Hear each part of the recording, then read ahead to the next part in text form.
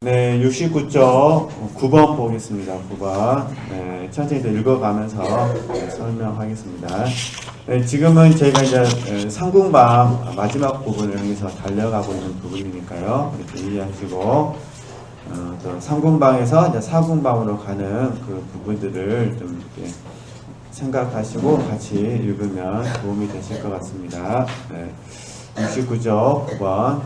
이런 상태가 되면 아주 훌륭한 것입니다. 하지만 이렇지 못할 경우 우리는 평생 동안 한 자리에서 헤아릴 수 없는 고생과 비참 속에 머무르게 될 것입니다. 그도 그럴 것이 자기 자신을 버리지 않았으니 사는 것이 괴롭고, 여기서 자기 자신을 버리지 않았다는 것은 자기 부인 자아부정을 의미합니다. 자기를 부인하고 자아를 부정하지 않았다.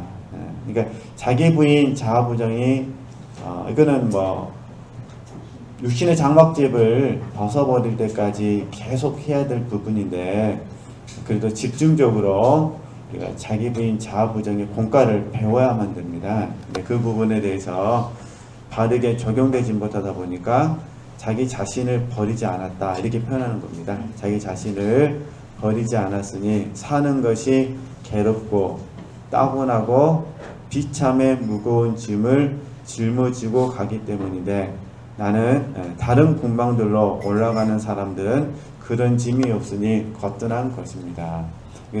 100% 없다 그런 의미가 아니라 계속해서 우리가 자기 부인 자아부정에 대해서 바르게 적용하고 있다 그런 부분이고요. 잠깐 너무 잘 하시는 말씀이지만 쓰게 되면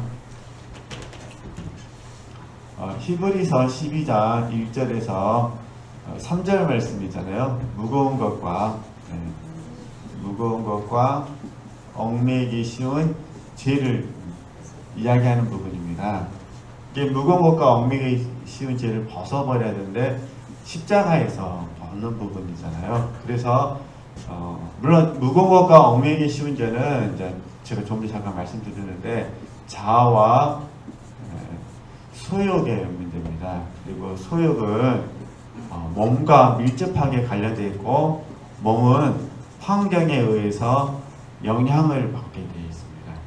그래서 저희들이 자아를 버리는, 자기를 부인하는 것도 어렵지만 소욕을 버리는 부분이 참 어렵습니다. 그리고 소욕 잘 아시잖아요. 가나안 7족속이 있기 때문에 이 가나안 7족속은 환경에 대해서 우리가 잠깐 여기 이제 늘 배우시는 부분이지만 환경에 대해서 영향은 받지만 저희들이 휘둘림, 지배당해서는 안 됩니다.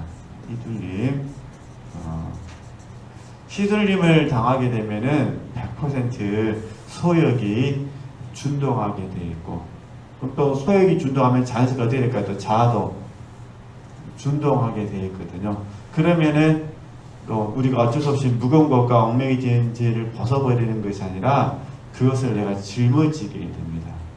이제 그 마음으로 또 이렇게 삶을 살게 되니까 힘들다 이렇게 표현하는 부분이고, 우리가 이제 휘둘림 당하지 아니하고 영향받는 거는 몸이 있으니까 어쩔 수 없잖아요. 그래서 이 몸에 대해서 저희들이 공부할 때 관조라는 부분에 대해서 저희들이 배웠고 지금 적용하고 있습니다. 그래서 이 부분이 잘 되어질 때 저희들이 이제 자아와 소욕에서 잘 되어질 때 상관치 않기라고 이렇게 표현을 합니다. 그래서 이게 쉬운 공과는 아닙니다. 굉장히 어려운 공과인데, 뭐 이렇게 물론 설명하신 분들마다 쉽다고 설명하실 수도 있고 어렵다고 설명할 수도 있지만은, 그러나 이제 가나안 7족속의 문제는 육신의 장막집을 벗어버릴 때까지 우리에게 찾아오는 올무이기 때문에 그런 의미에서 이제 뭐 어렵다라고 제가 말했을 뿐입니다. 그래서 다시 한번 읽어보면 그런 의미에서 그도 그럴 것이 자기 자신을 버리지 않았으니 사는 것이 괴롭고 따분하고 비참의 무거운 짐을 짊어지고 가기 때문인데, 다른 궁방들로 올라가는 사람들은 그런 짐이 뭐라고죠? 없으니 거뜬한 것입니다. 그래서 주님께 가셔야 됩니다. 주님께 가셔서 주님의 음성을 통해서 내 안에 있는 이 자아와 소욕을 우리가 내려놓을 수 있어요. 벗어버리라고 말씀하셨으니까 벗어버리고 주님을 채우는 겁니다. 네, 그래서 믿음의 주여 또한 온전케 하시는 예수 그리스도를 우리가 바라보는 게 이제 히브리서 12장 1절에서 3절 말씀이잖아요. 그렇게 이해하시면 되시고요. 계속 보겠습니다. 이 제3의 궁방들에서, 상궁방에서 주님은 공의하시다기보다 자비하신 분답게 항상 우리 분수에 넘치도록 갚아주십니다. 이 세상의 호강이나 오락에서 맛볼 수 없는 그러한 만족을 주시니 말입니다. 그렇지만 영혼의 만만은 그리 많이 주신다고 생각되지 않습니다. 이게 저 만족과 맛으로 구분되어 있는데 이게 이제 사궁방에서 계속 저희들이 이제 공부할 부분입니다. 만족, 그 다음에 맛 이렇게 좀 표현을 해놨어요. 네. 물론 이제 제게 느껴지는 부분은 이런 부분이죠. 만족은 하나님 플러스 덤이라는 부분이 강하고 만족은 맛은 하나님에게 더 강한 부분이죠. 그러니까 당연히 덤에 관심을 갖는 것은 우리 육체잖아요. 육체. 그러니까 영혼과 육체에게 하나님이 뭘 주시는 거죠? 만족을 주시는 거고 영혼에게만 하나님께서 기쁨을 주실 때는 뭐라 부른다는 거죠? 맛이라 부른다. 이 부분을 구별할 수 있었으면 좋겠다. 근데 이거는 개인적인 신앙 체험이기 때문에 정확하게 제3자가 구분해 주기는 어렵다 그런 부분입니다. 그러나 이제 우리 스스로가 나는 지금 하나님 플러스 덤으로 말미암아 만족하는지 이해되시겠죠? 아니면 하나님께서 주시는 것으로만 만족하는지 이걸 구분할 수 있었으면 좋겠다는 거예요. 그러니까 하나님께서 하나님으로만 만족한 건 뭐라 부르자는 거죠? 맛이라 부르고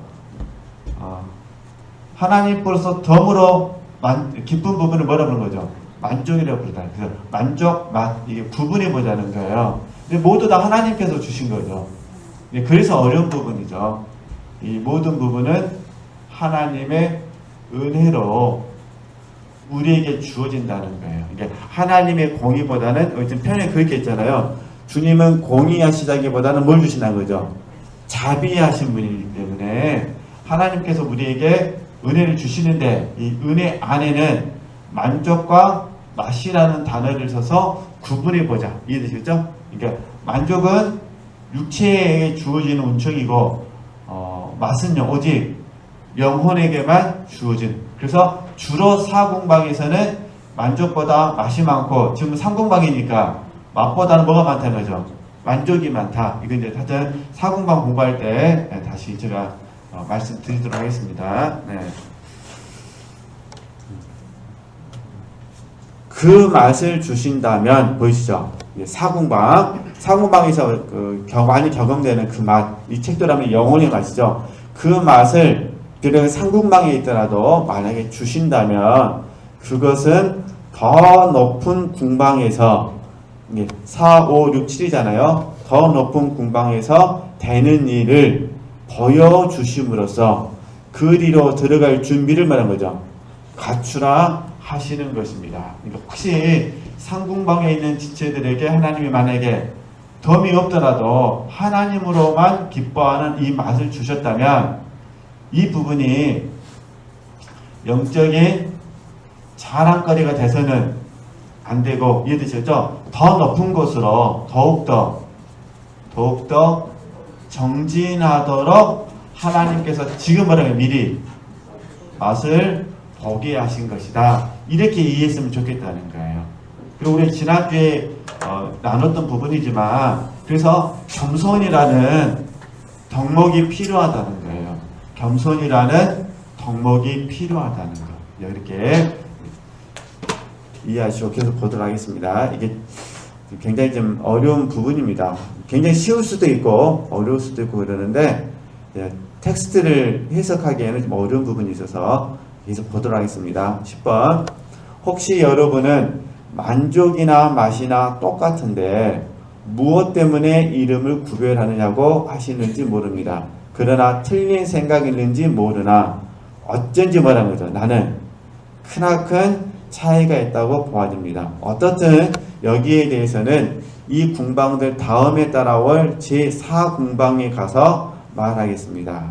거기서 주님이 내리시는 맛, 영혼의 맛입니다. 맛에 대한 말을 몇 마디 하는 편이 나을까 합니다. 어찌 보면 별로 이익될 것이 없는 것 같아도 아무래도 이롭기는 한 것입니다. 하나하나를 알아야 보다 나은 것을 쫓는데 힘쓸 것이 아닙니까? 이뿐 아니라 하나님이 거기까지 끌어주시는 그런 사람들은 이로써 크나큰 뭐라는 거죠? 이로를 깨닫게 되고, 그렇지 못한 사람들의 경우에는 부끄러움을 느낄 줄 알 것입니다. 그래도 그들이 겸손하다면 도리어 주께 감사를 드리겠지만 겸손하지 못할 경우에는 속으로 못마땅해 할 것입니다. 하지만 이것은 뭐라는 거죠? 철없는 짓입니다. 그렇습니다. 완덕이란 맛에 있지 않고 더욱 뭐라는 거예요? 더욱 사랑하는 데 있으며 정의와 진리를 가지고 보다 더 일하는 데 있고 그 상급도 거기에 달렸기 때문입니다. 저희들 이제 1궁방에서 3궁방, 4궁방, 그 다음에 5궁방에서 7궁방 이렇게 이제 구분을 하거든요. 이 4궁방은 그 중간이잖아요. 근데 1궁방과 3궁방은 이제 나를 위해서 물론 이제 1궁방에서는 자기를 위해서 자기를 사랑하죠. 그러나 이제 넓은 의미에서 1궁방과 3궁방은 나를 위해서 하나님을 사랑하는 부분이고, 이 4궁방에서 전환이 이루어지는 거예요. 나를 위하지는 않고 누구를 위하는 거죠? 하나님을 위하는 거예요. 근데 온전히 바뀌는 것이 아니라 이게 바뀌어지는 전환점이 있는 거예요. 이게 나에게서 하나님으로 바꿔지는 과정 속에 있죠. 잘 바뀌면 제일 좋은 거고, 그리고 이제 5궁방에서 7궁방은 이제는요 하나님을 위하여가 되어지는 부분이에요. 그러나 저희들 늘 배웠듯이 존재와 상태라는 말을 배우셨잖아요. 우리가 일상을 사는 동안에 10번은 영으로 살았다 하더라도 11번째는요 육신으로 살 수가 있다는 거예요. 그게 상태예요. 상태. 그러니까 존재론적으로는 우리 지체들께서 100% 영으로 살 수 있는 사람이 되었다 하더라도 상태라는 면에서는 90%는 영으로 살아더라도 10%는요 육신으로 산다는 거예요. 이게 상태라는 부분이에요. 문제는 내가 영으로 살아들였을 때 어떤 태도를 취하고 육신으로 살았을 때 어떤 태도를 취해서 나 자신을 바꾸어 가느냐, 여기 있는 부분이죠. 근데 우리 늘 함정이 뭐냐면은 사실 존재가 100%는 건 불가능합니다. 그러나 이제 쉽게 예를 든 부분이니까 늘 저희들이 그 오해는 그런 부분이에요. 존재와 상태를 일치를 시키는 거예요. 어쩌면 이게 우리가 첫 번째 뭐 교장은 상관없는데 너무 이상주의에서 그럴 수도 있습니다. 존재와 상태가 같아야 된다고 생각하는 이해되시겠죠? 지나치 뭐라는 거죠? 이상주의가 가져서 그럴 수도 있어요. 두 번째는 유교적 전통에 사로잡혀서 그럴 수도 있어요. 이제 법문하고 상관없는 겁니다. 근데 유독 뭐라는 거죠? 우리가 존재와 상태에 대해서 일치되지 않는 모습을 보일 때 우리 지체들이 스스로 점검하시는 거예요. 분이라는 이 부분이 어느 정도 치 닿고 있는가를 보시면 되세요. 그죠? 제가 이제 이런 부분들을 이렇게 말씀드리는 거는 우리가 합리화를 시키자 그런 의미로 말씀드린 것이 아니라 우리 인간의 솔직한 모습을 우리가 인정해야 된다. 그걸 말씀드리는 거예요. 그러니까 다른 사람 생각하지 말고 누구 모습 보자는 거예요. 나를 보자는 거예요. 나. 이해되시겠죠? 다른 사람 보지 말고 나라는 입장에서 봤을 때 과연 나는 깨닫는 대로 사는가? 이렇게 적용해 보는 거예요. 정말 내가 주님께 사랑합니다라고 고백하는데 나는 그 사랑한다고 고백하는 그 말씀대로 바르게 나는 지금 순종하고 있는가? 이걸 보는 거예요. 근데 만약에 이상주의 생각을 가졌거나 유교적 전통에 살았거나, 물론 우리는 이거 이제 교회에서는 율법적이라고 그러죠. 율법적 가치관을 가지게 되면 자기 자신을 정죄해요. 자기 자신을. 그렇게 살지 못하는 자기 자신을 정죄하고, 이게 심해지면 다른 사람에 대해서 정죄하죠. 사실은 먼저 내 안에서 나를 정죄해버린 거예요. 나를 정죄해서 그래가지고 스스로가 소망을 잃어버리는 거예요. 나를 정죄하고 나 자신에 대해서 뭘 잃었다고요? 소망을 잃어버리는 거예요. 그럼 우리가 소망이 어려우면 기대, 나 자신에 대해서 기대를 잃어버리죠. 이게 심해지면은 냉소적인 것이 되는 거예요. 그러니까 내 안에서 나를 보면서 어떤 마음이 생기는 거죠? 냉소적인 마음이 생기는 거예요. 회의적인 마음이 생기는 거죠. 그래서 문제는 안에 있는 것이 밖으로 표출이 되기 때문에 이런 마음들이 자칫 잘못 적용되면은 이제 다른 사람들에게 투영이 되어버리죠. 그러니까 나를 통해서 다른 사람이 투영이 되는 거예요. 이런 부분들이 우리가 조심하셔야 된다, 그 말입니다. 그래서 다시 제가 이렇게 말씀을 드리는 거는, 아빌라 테레사가 7공방까지 삶을 날마다 사셨다 하더라도 그분도 뭐가 있다는 거죠? 실수가 있고 허물이 있다는 거예요. 저희들도 말은 반듯하게 하지만 우리 삶의 현실은 우리는 반듯한 말대로 살아들이지 못하는 모습도 우리 안에는 많이 있고, 그래서 그런 부분에 대해서 저희들이 절대로 자책해서는 안 된다, 그 말입니다. 네. 어떻게 해야 되느냐? 사도 바울 모습 그대로예요.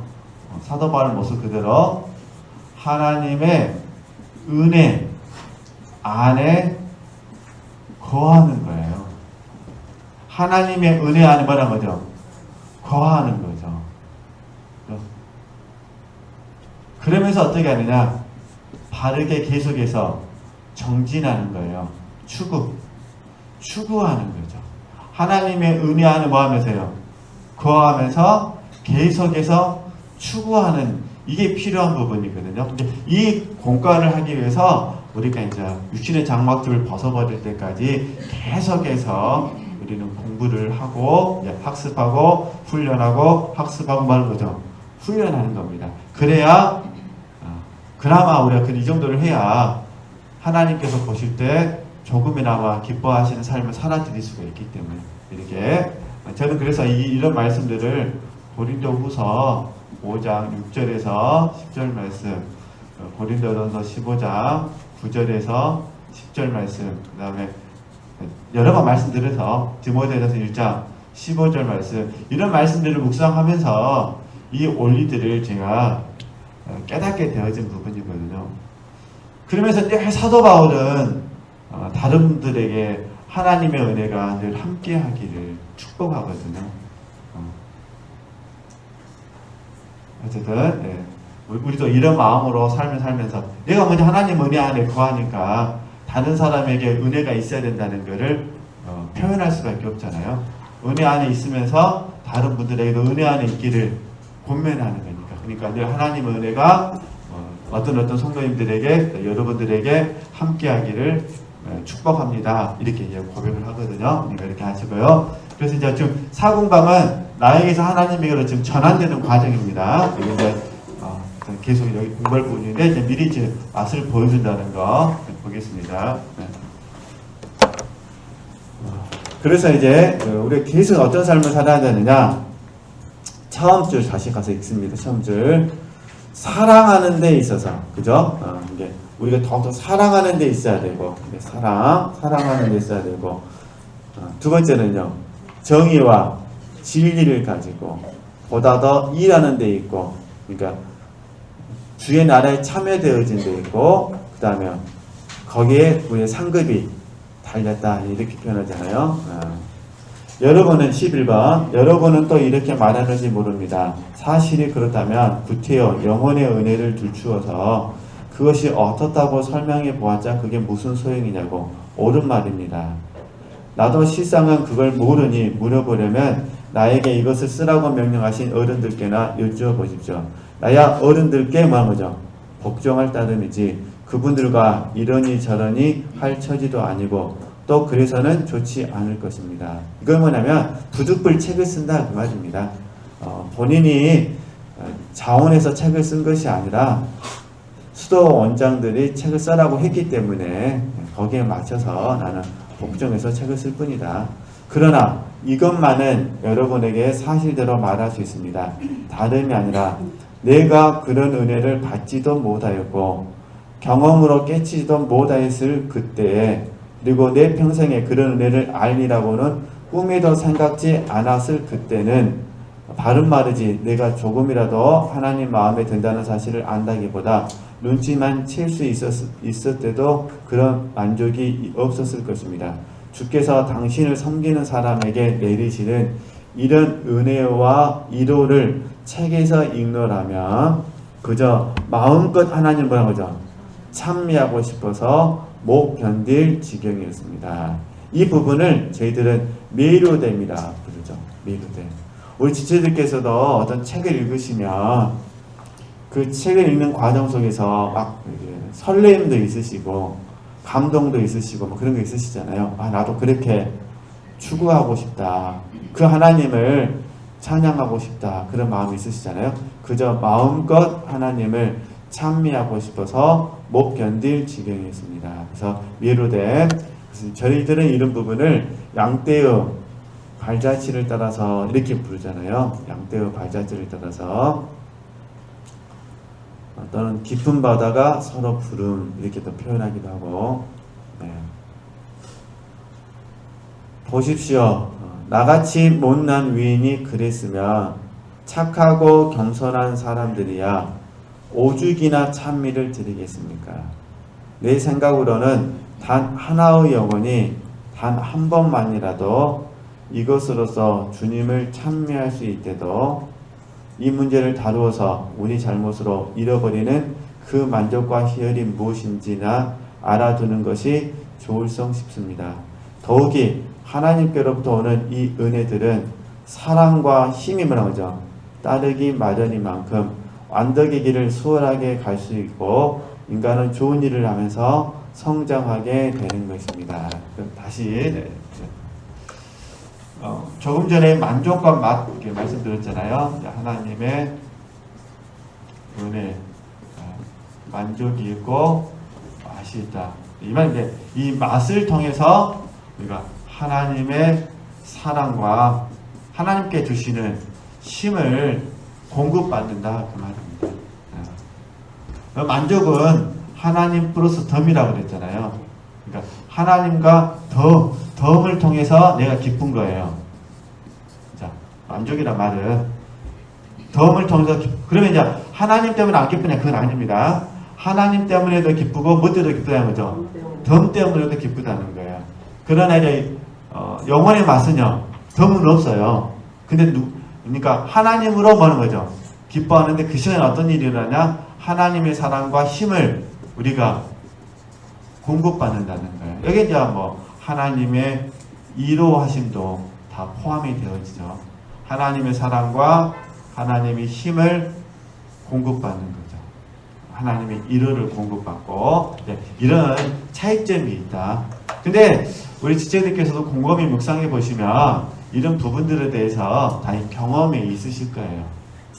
그러시죠? 왜냐면 기도하시면서 기도응답 받으시잖아요. 동일한 의미예요. 하나님께 기도를 했는데 하나님께서 내 기도응답을 해주셨어요. 그때 봐보세요. 기도응답 해주신 하나님도 기쁘시고 기도응답 받은 결과도 뭐하세요? 결과도 기쁘시죠? 어떤 경우에는 결과가 없어요. 그냥 왜냐하면 기도 자체가 뭐 필요해서 기도한 것이 아니라 하나님과 사귀기 위해서 기도하셨으니까 그러면 하나님과 사귀기 위해서 기도했으니까 하나님이 필요를 주실 필요가 없으시죠? 그러시잖아요. 그러니까 근데 하나님 우리에게 뭘 주신다는 거예요? 당신의 사랑과 당신의 능력, 힘을 우리에게 주신다는 거예요. 우리를 뭐 해주신다? 우리를 이루해 주신다는 거예요. 그 말이 이거를 좀 구분을 했으면 좋겠다. 근데 이렇게 해야 이 맛이라는 공과를 경험을 해야 우리가 바르게 하나님께서 당신의 사랑을 주신 이유는 우리에게 사랑하라고 주신 거잖아요. 당신께 우리에게 힘을 주신 것은 주의 나라에 참여하라고 주신 거잖아요. 이게 저 통틀어서 지금 성장으로 나아가게 하신 것이다. 지금 이 이야기를 좀 들려주고 있는 부분입니다. 그래서 굳이 막 이걸 하나씩 쪼개가면서 공부를 왜 해야 되냐고 질문하는 제자들에게 이렇게 설명을 해주는 부분이에요. 그죠? 이렇게 알아야 영적인 진보를 향해서 갈 수가 있잖아요.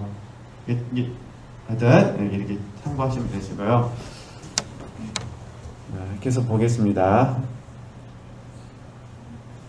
여러분은 우리에게는 당치도 않으니 별로 상관이 없다고 생각지 마십시오. 주께서는 의로우시니 우리 잘못이 아닐 때에는 이 길을 안이 주신 당신은 다른 길로 인도해 주실 것입니다.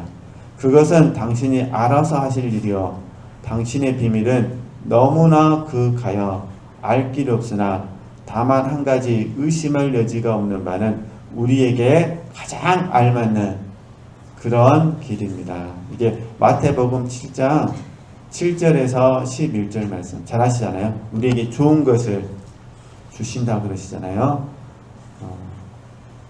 돌이 아니라 떡이고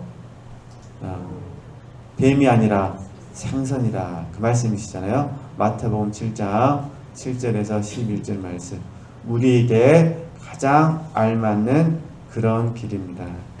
근데 이 사이에 우리가 이 공과를 잘 경험하기 위해서는 이런 부분이 있어요. 우리 지체들께서 이렇게 하나님께 기도하실 때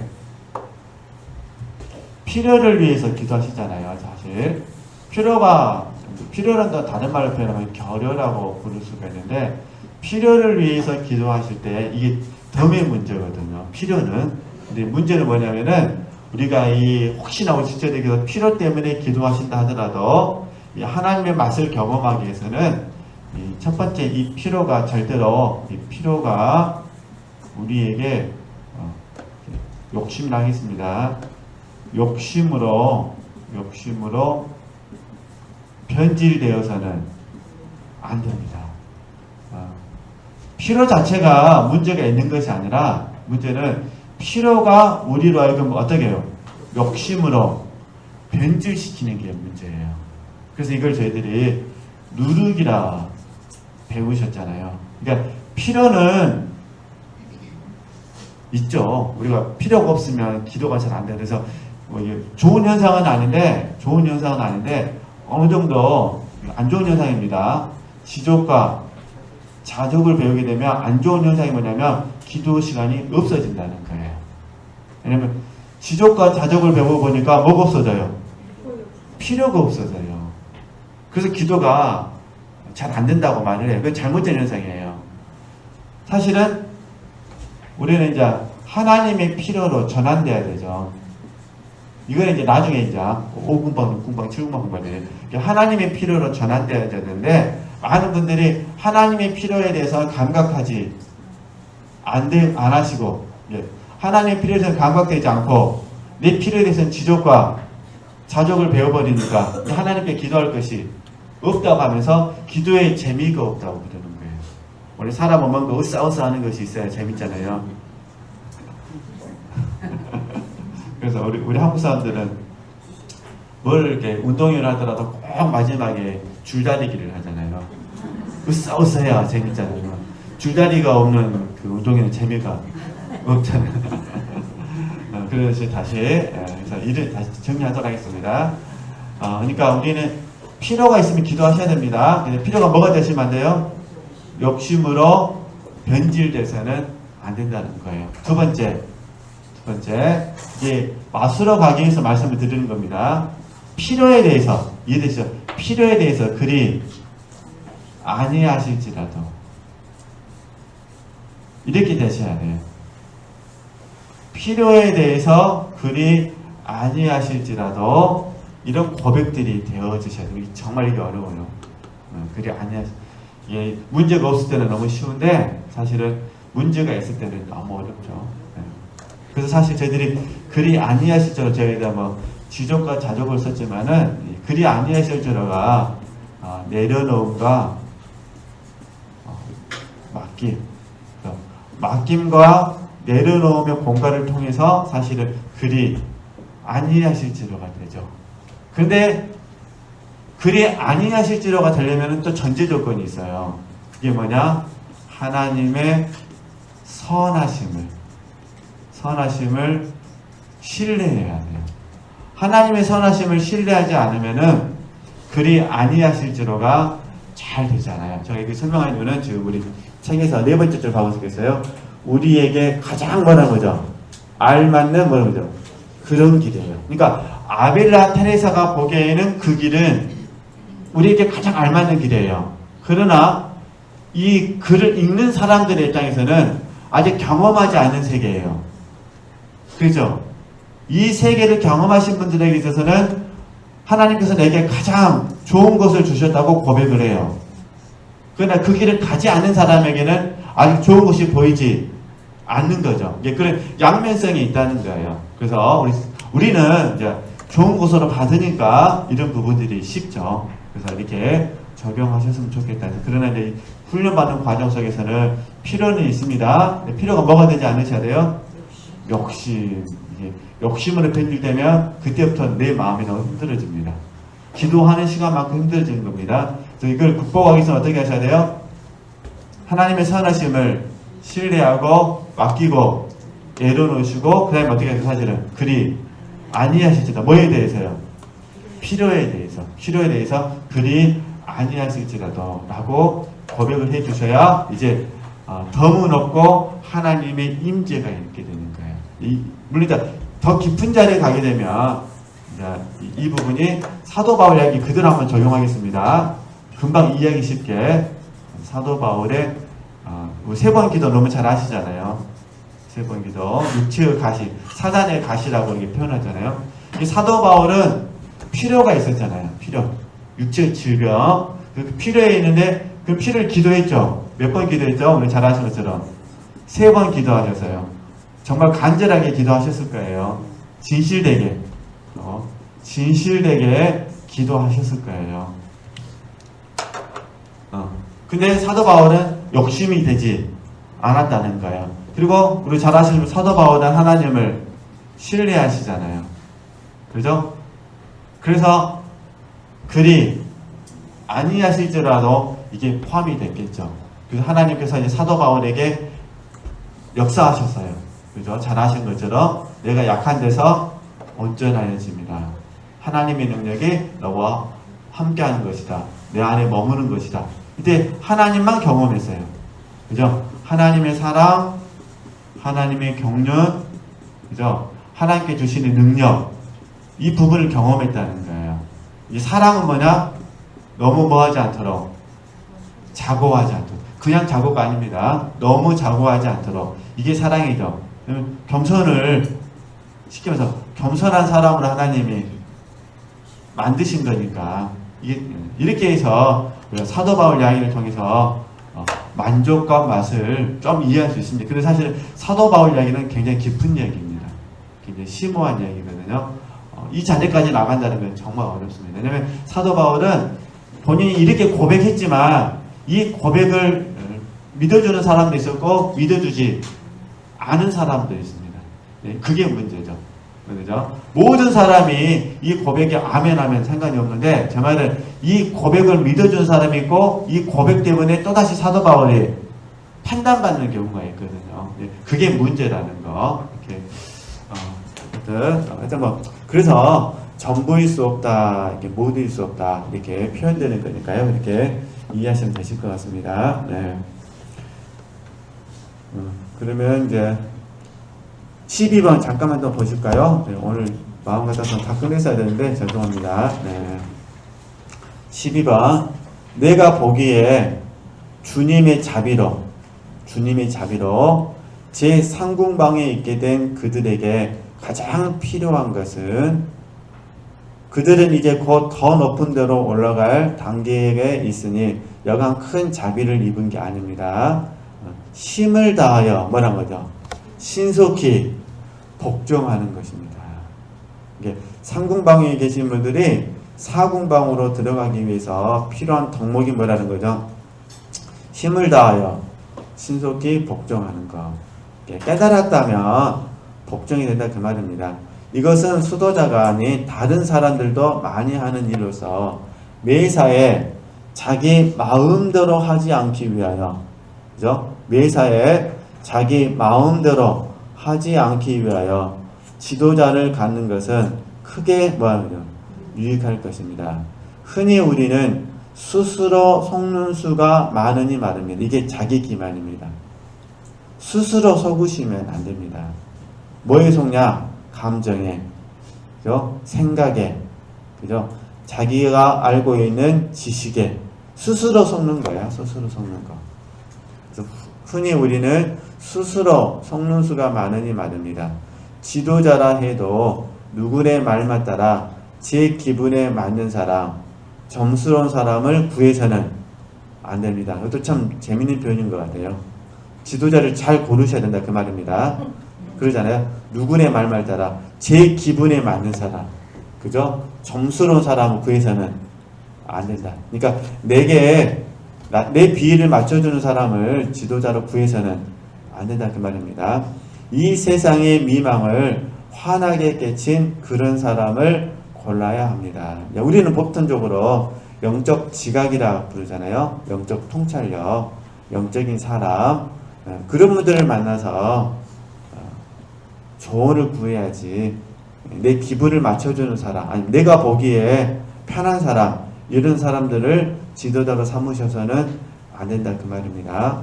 이 세상의 미망을 환하게 깨친 그런 사람을 골라야 합니다. 우리 말씀 한 구절 좀 보실까요? 디모데후서 4장 말씀.